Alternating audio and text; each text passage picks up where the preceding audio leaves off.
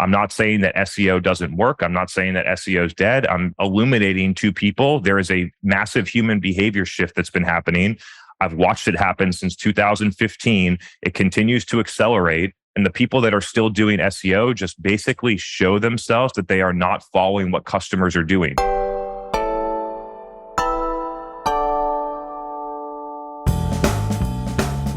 All right, guys, we have a massive episode. It's Chris Walker, the godfather of demand gen, joins the show. We cover a little bit about Refine Labs, how they're building the company, etc. But then also I share like a number of hot takes that I knew he was going to rant on, such as lead gen is dead and such as the revenue process doesn't need R&D. So it was a great interview. I hope you really enjoyed that.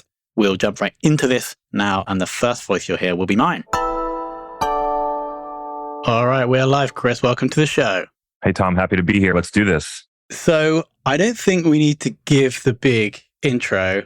I think I've listened to about 150 of your episodes. But what I want to do is for anybody that isn't super clear about who you are, they should search Chris Walker on LinkedIn now or go to find Revenue Vitals in Apple Podcasts. Perfect. I'll just skip right through there and get into the good stuff. You got it. So my first one is going to be 0 to roughly 20 million in revenue, 100 employees in roughly 3 years. What do you think it is about you or the general environment that has enabled you guys to do this? So I think there's a couple of things. The first thing is that I've noticed since 2016 that buyers are changing and B2B companies' go-to-market strategies have not been. And so I started to see that happen. I started to be an employee in companies and watch customer acquisition costs going up, growth slowing down, outbound connect rates, outbound success rates going down. And no one at the company was looking for a different solution to go to market. And then so I went out and figured out a better way to do it, to figure out how to communicate these things to customers in advance using modern tools like social networks and other parts of the internet, to be able to get people information to effectively run a new way to do sales, which is educating the customer independently for a long period of time, and then allowing them to opt in, whether demonstrating that they're in market through some level of assumed intent or by declaring intent to buy from your company at your website. And so that's one big component that I saw this issue in the market. No one was effectively solving it. I understand why it was happening. And so I figured I'd go out on my own and try and help a lot of companies be more successful with what I know.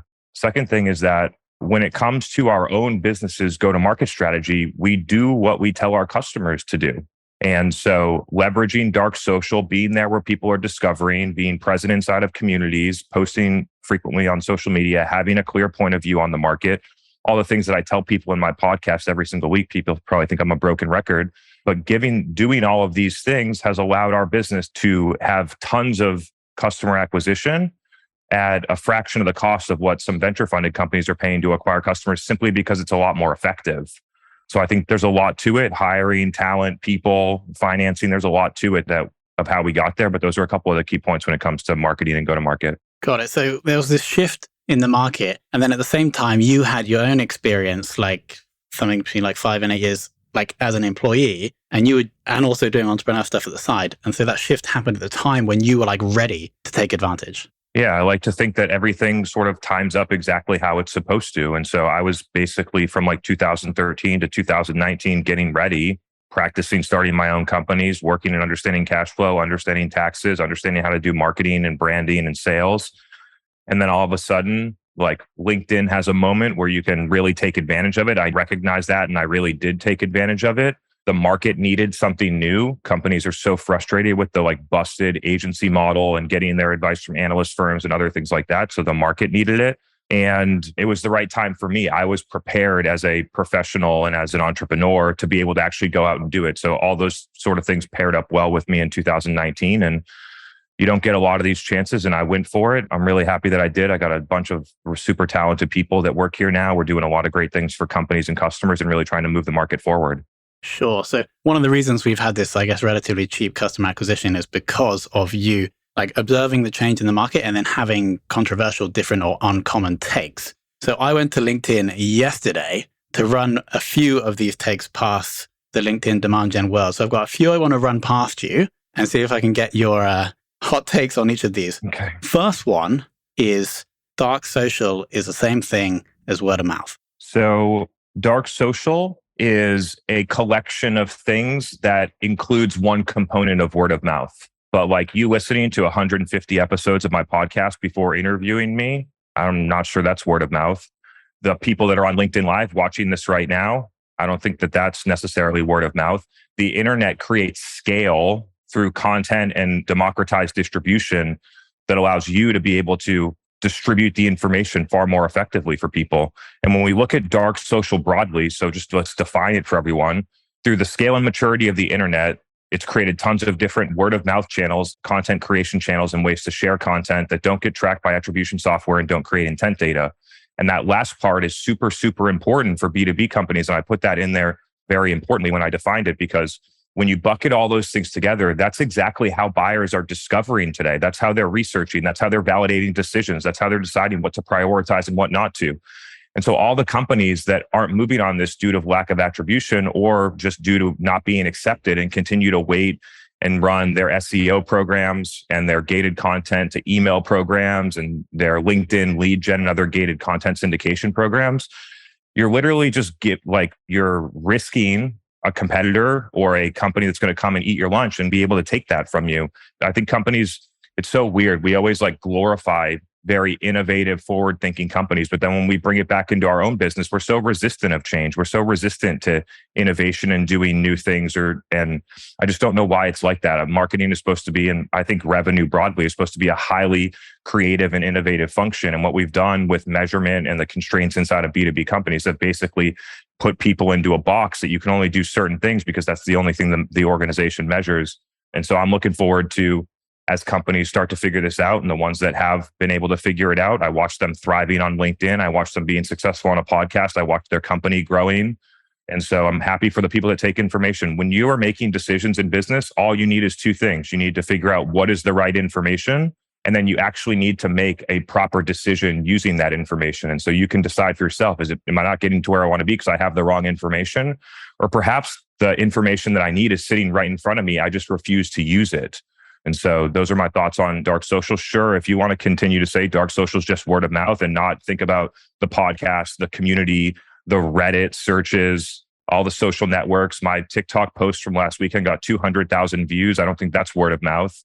And so I just think people are really missing the boat by resisting this. So you are, of course, the CEO of Refine Labs. You mentioned that decisions and acting on information.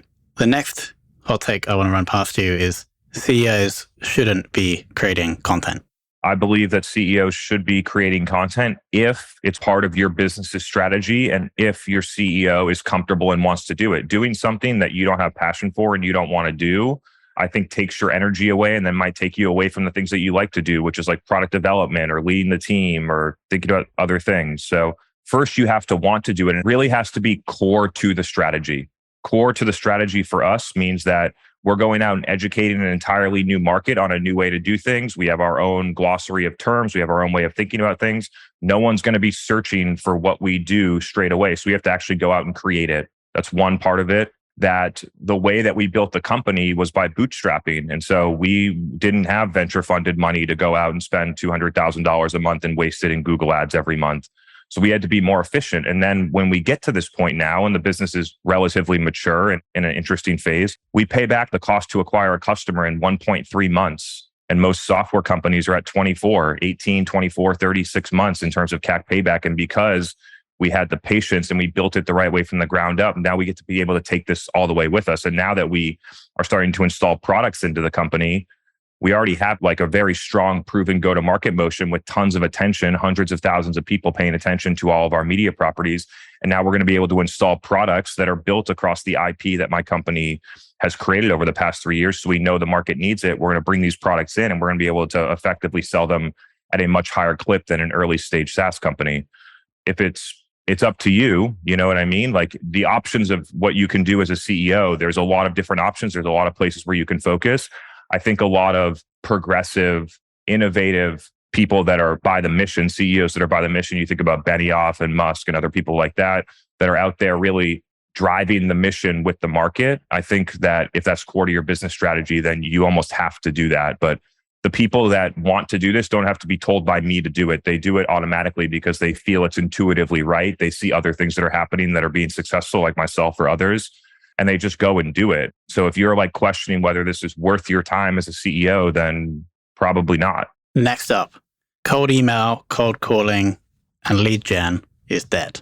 I don't think that anything is dead. The question is the ROI worth that activity and the expenses that you put into those programs worth it? Or would those expenses and investments be better deployed elsewhere to drive a better ROI? And my position today is that the people that continue to invest in these things, I analyze enough companies, I see what the ROI is. They look at it as cost per lead, but then bubble it up and look at customer acquisition costs based on just the media spend that you do to acquire those leads, based on all the marketing resources that are going into creating the content and doing all the lead gen, all the operational infrastructure that you need in order to support these types of programs, all the SDR headcount, chasing all these people around, all the sales headcount that then has to do demos with people that don't buy as often. It just adds up and up and up. And the most clear part of it is it doesn't align with how buyers want to buy. If you asked your customer whether they wanted to buy this way or not, they would directly tell you no. And they would tell you the alternative, which is what I'm trying to help people understand. And they would tell you the alternative. And then it's up to you whether you want to do what your customer wants you to do or not. But I don't think that anything is quote unquote dead unless it's driving exactly zero ROI. But like if you're doing something, I watch the companies that run content syndication or other like lead gen programs. It costs them $50,000, $60,000 in ad spend to get a $30,000 ACV customer. I just think if companies actually looked at the data, then I think, and you looked at it objectively, we serve this up to 5 or 10 companies a month and they just see what's going on in their data. And then they're like, wow, like this really doesn't make sense. And they feel a lot more comfortable making changes, but it's just weird. Like B2B companies that run lead gen models have perfect attribution to those lead gen programs and then never actually scrutinize whether the programs are working or not. To me, it seems like such a massive part of the new way of B2B marketing that you evangelize is defining the uncommon or controversial or new opinion that a company should have on the market that somehow relates to their product or service. First question is, would you agree? I think that people see my views as controversial because they're different, but like I don't view them purely as controversial. I just think it's different than what the market has been trained to think over the past 10 years. Just like when moving from on-premise to the cloud happened in Salesforce, it was different. People thought it was controversial. And to Benioff, it was a foregone conclusion. Everyone's going to be doing this. Exactly how I feel. It's a foregone. People see my views as controversial right now. It's a foregone conclusion. Customers are moving this direction. Companies that don't follow them over time are going to lose market share, are going to get taken out by other companies. And the companies that have the strongest direct relationship with customers with the best product are going to win. So then if almost like the skill you need is to see the future. So if like a B2B, like a marketer is listening or you're working with a company, they don't really know what is going to change in their market or what might happen in the future. How would you advise they would go about creating demand? So to me, it's not really about being in the future. It's about understanding what people are doing in the present and then being able to recognize the patterns and then be able to project out what that's going to look like in the future. The problem with what's happening right today is that the people think that they need to be in the future and they haven't even caught up to what's happening today. They're actually operating in the past. If you analyze most B2B go-to-market strategies, they haven't fundamentally shifted since before 2016. It's all built different tools, more technology, more headcount, more specialization, but it's all about the same thing. Let's get some type of lead so that we can cold call them when they didn't ask for it to try and convince them to buy. And by understanding what customers are actually, and then they market in these places that customers don't actually use or trust as much today. And so by being present in what are things happening today, then you can start to see the trajectory of where you're going. And then you can start to skate to where the puck is going. But like the first step for every company is figure out how to operate today, right? Like today in the present day, podcast, social content on LinkedIn, TikTok, other ones like that, packaging up all of that content into like some level of event in a community, amplifying content and your category message with paid targeted distribution on core social networks. Those are some things that are working right this second. I know that. I know they're working right this second. And most companies don't do those things because they're still in the past. So it's like, don't worry about getting to the future. Worry about catching up to today. Next hot take, influencers won't work for B2B.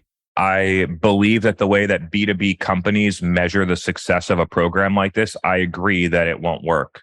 You have to define what works and what doesn't mean. Will it drive business results? Absolutely. Will companies know that it drives business results and be able to prove it in some little chart?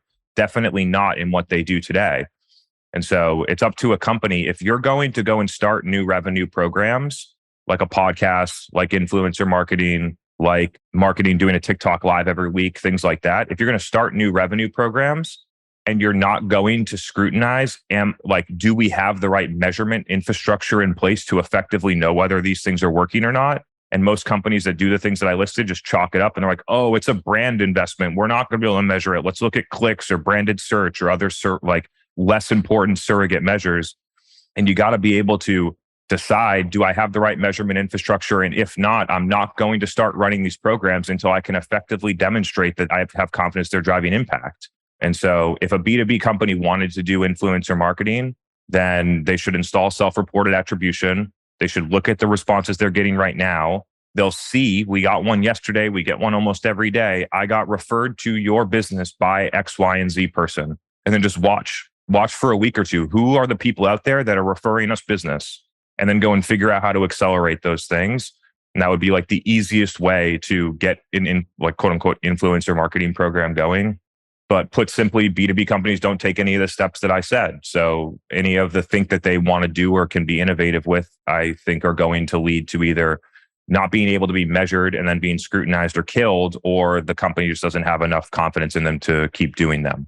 So it could work, but most companies, I don't think, set it up to be successful. People on the LinkedIn Live, if you have a question, drop it in the comments. We'll get that into Chris.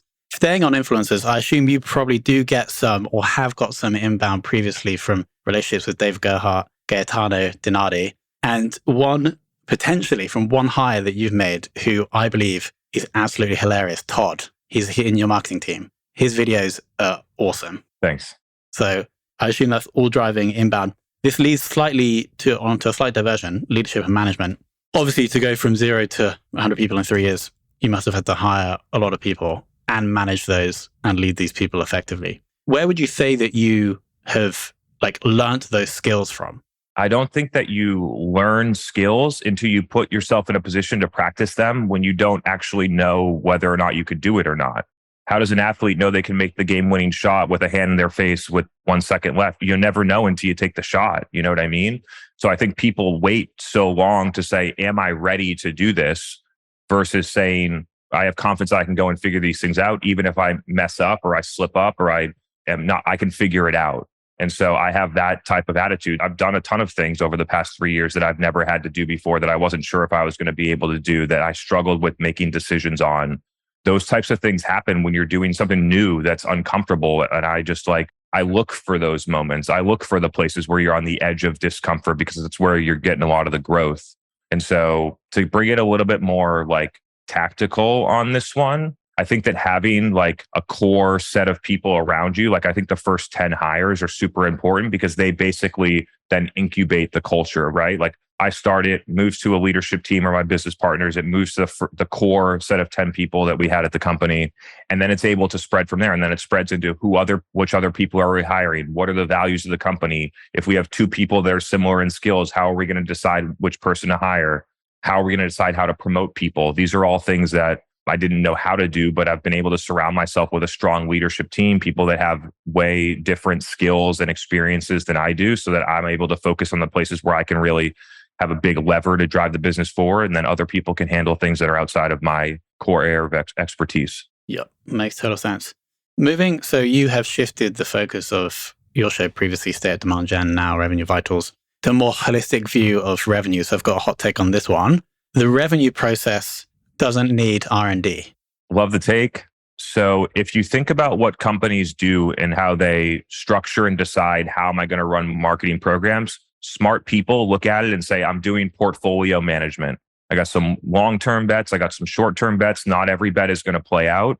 I know that there's certain things that need to start 12 months from now if we're going to have them make the impact that we need in next year when we launch our category, and people are starting to plan and figure out what are the elements that I'm going to put in place. People are already doing some level of revenue R&D subconsciously because it makes total sense. And they're just doing it without a structure, without a proper way to measure, without a proper way to track programs, without a proper way to understand exactly when programs move or how to categorize them. we've provided all that infrastructure of the stages and how they work. We provided all the infrastructure on how do you measure certain programs? How do you set your data up in a standardized way so that when you compare your data against someone else's, you can know that you're both comparing apples to apples? Point blank, like there's nothing more that a revenue team needs than doing this. If you think about what boards are looking for and what CMOs are trying and CROs are trying to show to boards, one of the biggest things is they're trying to show the board that they're ahead of the curve, that they're innovating, that they're trying new things. But then the infrastructure that they put inside of their company directly prevents people from being creative, from trying new things and innovating. And so when a company wants to do some level of R&D, typically on the product, like you got your entire company right here, your machine, and you're like, okay, we're going to go and build a new product. They put the R&D function outside of the company in a different office with a small team for a reason. Because when you bring the R&D into the operational complexities of the business, that the short term is going to prevail over the long term, and that the current fires are going to prevail over the other like forward-looking things. And so companies don't have this function. They say, okay, we're going to spend 10% of our experimentation budget. They put it inside of OpEx. They track it as working dollars. It's not an experimentation budget if you're tracking the results against working dollars, because then you push people to do things that they think are going to work, or at least think are going to appease the measurement, not the things that are going to be most innovative or impactful for the company. So I think our organization sits in a really interesting seat where we can actually be that R&D function outside, not constrained or bogged down by all the stuff that's happening in the day to day, and actually think about what's going to impact the business in 9 months, in 18 months. How are we like thinking about way longer term in the future? And the reality is that just like a majority of companies don't think that way. And when you think about how your business is going to scale and grow over the next 10 years, it's going to be driven through product and marketing. So like if you're not having these level of investments to figure things out, and you think that you're going to scale your company just like how Salesforce scaled their company with a reverse sales headcount model, I think that you have just completely missed the boat on how people buy and discover products today. So we'll see. I love when people sort of like, I get the same amount of pushback on self-reported attribution, on standardizing pipeline so that it makes sense, not just arbitrarily saying because we booked a meeting, that's what we call pipeline. I take pushback on whether companies should run lead gen or not. I take pushback on all my ideas initially. So like, I'm not concerned by this. Companies resist basically anything that's new or different. And so I actually treat it as a good sign. If people aren't pushing back on a concept, that means that we're not pushing it enough. Yeah, you're too late. First they ignore you, then they shout at you, and then they accept what you're saying. Question. I assume someone within Refine Labs is responsible for all of your revenue programs, or like moving them through the process. Is that you or is that someone else? That is someone else, Kaylee Edmondson. What's their job title? VP Revenue R&D. Got it. Okay, so that person wouldn't be, well, like in a, I don't want to say normal organization, but in a traditional B2B SaaS organization, do you think that would be like the VP of revenue, CRO? No. So I question the definition of marketing today. I think that companies, right, like some companies will run it where marketing is basically short-term pipeline production, like a comp for an outsourced SDR firm. Sometimes they'll put product marketing in it.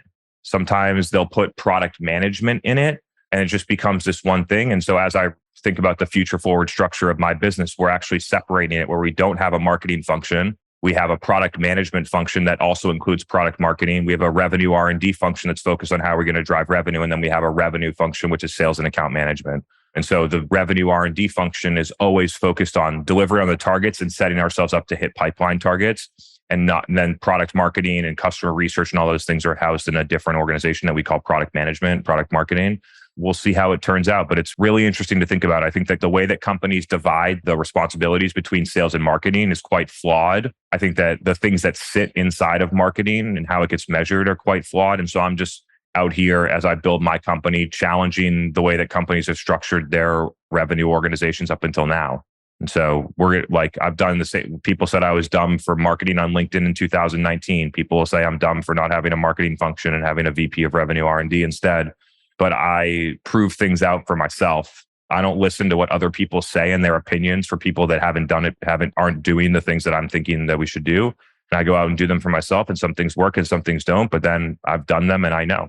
And I think a lot of people, because they want to be so perfect with their decisions, they never want to get anything wrong. They don't actually try anything new. All right. I want to thank Tatiana, Beverly, and Waraj for questions on LinkedIn. First one, Tatiana. Chris, what is the surest way David can take down Goliath in B2B in 2023? By understanding your customers far better than they do, by focusing your target customer to a term called super consumers. So if you take your TAM and you actually break it down to like the top 10%, not based on ACV, but based on the top 10% of people that are going to be evangelists, that are going to promote the category, they're going to drive tons of word of mouth and are going to be most successful. You find that target and you go right in on that target.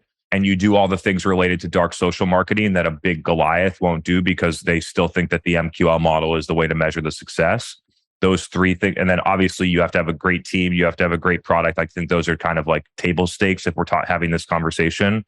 And so dark social, targeting super consumers, understanding your super consumers far better than anybody else. I think those are the three things that drive the most growth. So I got a couple of messages from friends in the SEO world, and they were like, you have to ask Chris, like, what's the beef with SEO? What's the beef with SEO? I loved SEO. I was like, I argue one of the strongest SEO marketers from 2013 to 2015. I built my first company off of Amazon search ads and Amazon SEO. I thought I was the biggest proponent of SEO ever. And then in 2015, I saw that it wasn't that SEO wasn't working, but hey, all these people are using Facebook and I can deliver them content or ads for a half a cent per person. I can get customers for way cheaper by using Facebook and Instagram, organic or paid, than I am paying $7 a click for an Amazon search ad. And then I just continued to follow that track. And then it was Facebook ads, and then it was Instagram ads, and then it was LinkedIn, and then it was a podcast, and then it was events, and then it's community, and then it's TikTok, and all these things out here that I just said I've been doing for the past 7 years with far better ROI than SEO and SEM. It literally comes down to, if you are it doesn't matter what size of the company. If you're a company with limited resources, every company is, what are the things that you're going to prioritize to do that are going to drive the highest ROI and the longest term competitive advantage? And it's just not SEO. SEO is not even in the top 5 anymore. I don't know what to say. If you're selling a commodity product inside of an existing category and you want to fight over that demand, like you're selling sneakers and you want to go and compete in search against Nike and all the other brands, then be my guest. If you're competing in the CRM category and you got a new CRM and you're a $500,000 ARR and you want to go compete in SEO against all those companies for the term CRM and pay $880 a click and things like that, be my guest. It's a losing game. And so I'm not saying that SEO doesn't work. I'm not saying that SEO is dead. I'm illuminating to people there is a massive human behavior shift that's been happening. I've watched it happen since 2015. It continues to accelerate. And the people that are still doing SEO just basically show themselves that they are not following what customers are doing. They're a search marketer. They're not a customer-focused marketer. Because if you were, and you talked to customers and you surveyed them and you researched them and you understood what their preferences were, you would be deprioritizing search. So let's say you're starting Refine Labs again today, just you, offering the same kind of thing. The market is exactly the same.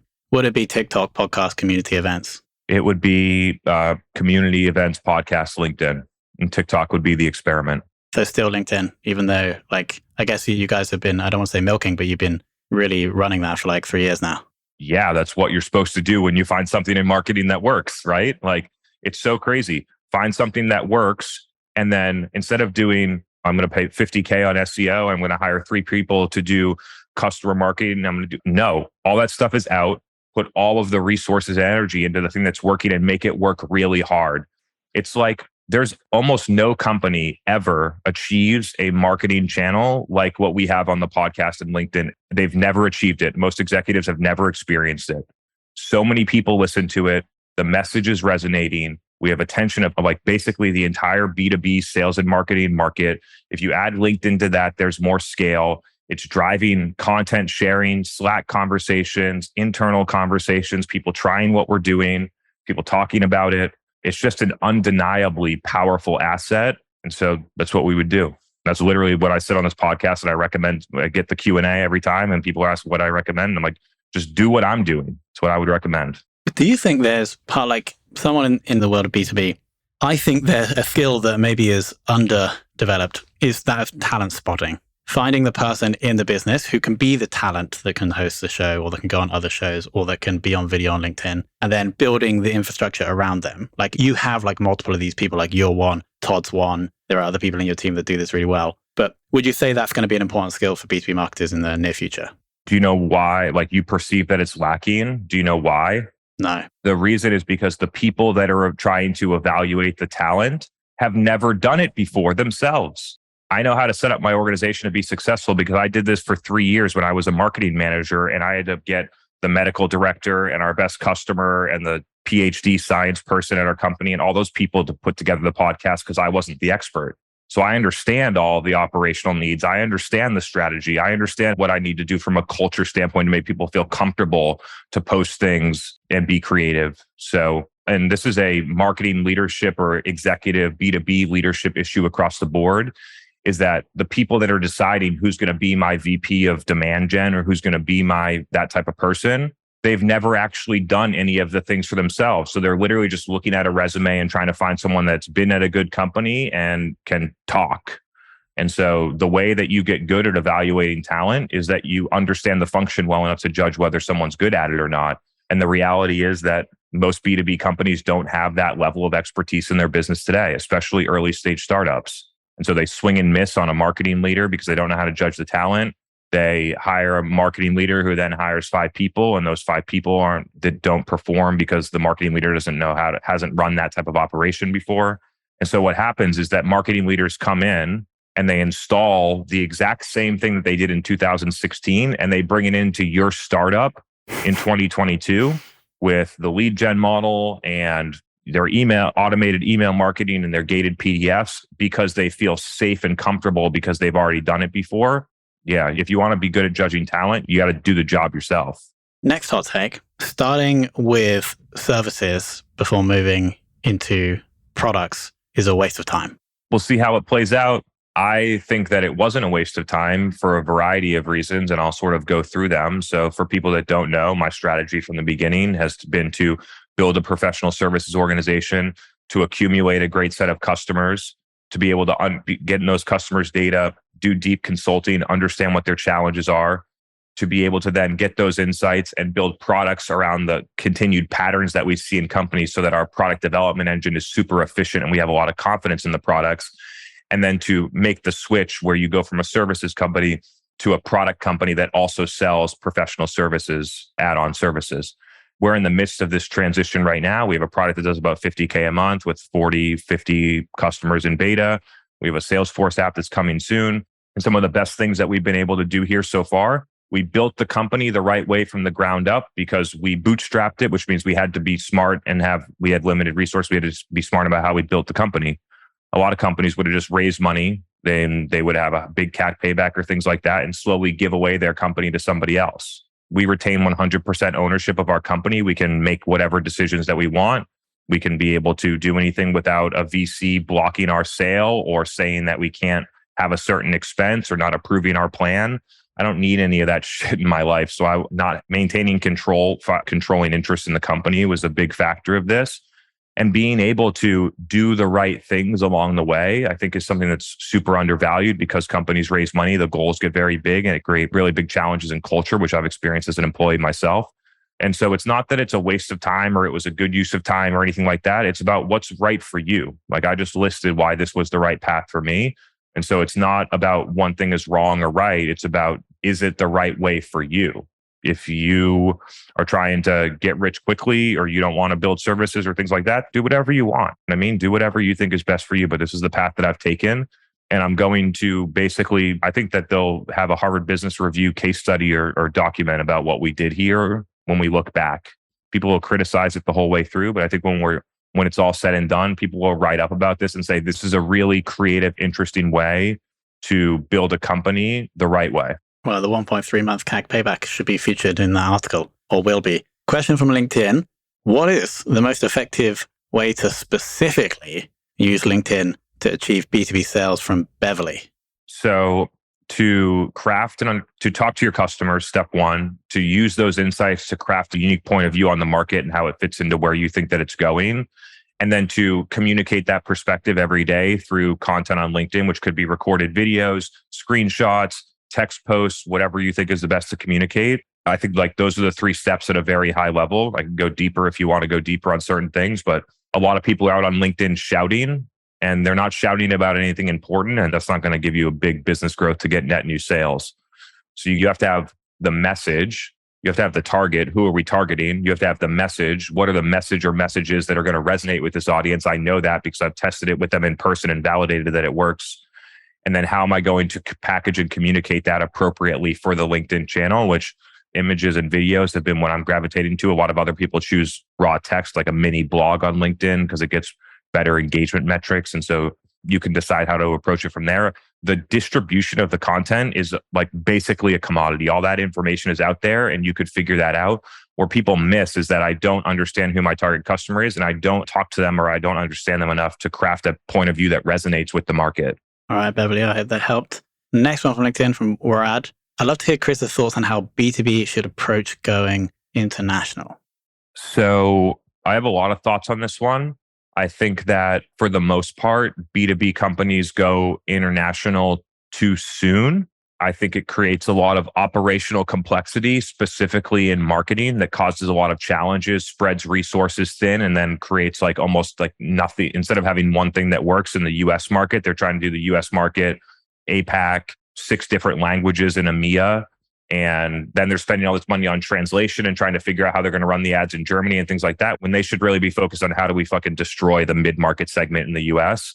And so I feel like most companies should, if you took a revenue R&D approach, figure it out with a specific target in one market, figure out what's the channel, what's the content, what's the mix that's going to work, and then just go and replicate that in other high priority markets and then tweak it from there.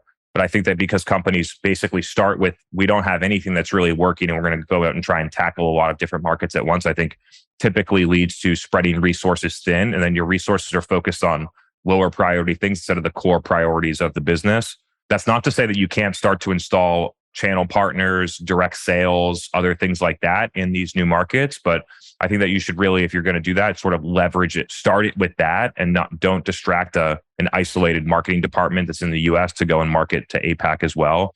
There are obviously nuances to that. Some companies are mature enough and are ready to go, but my take and what I observe is that companies typically do it too soon and spread out resources prematurely. Makes sense. Final question from me. Which is the revenue program in the pipeline that for Refine Labs that you are most excited about? My personal TikTok I'm most excited about. I had my best performing video happen on Saturday. It's got more than 200,000 views talking about dark social and the impact of that. I think that from a just platform dynamic standpoint, the algorithm, the content mediums, the creativity, the ability to create, I think that it just has a ton of things that are far superior to other things in the market. You can watch as people continue to migrate there. 3-4 years ago, it was only Gen Z. Now, basically everybody uses the platform. B2B companies are like, oh, that's not how B2B companies are going to buy. And maybe that's not how they buy today, but come talk to me in 6 to 12 months when that stuff's happening. I literally have CROs, chief revenue officers at mature companies coming to my TikTok live on Tuesday afternoons. So to say that B2B buyers aren't making decisions that way, I think is incredibly tone deaf to what's actually happening in the world.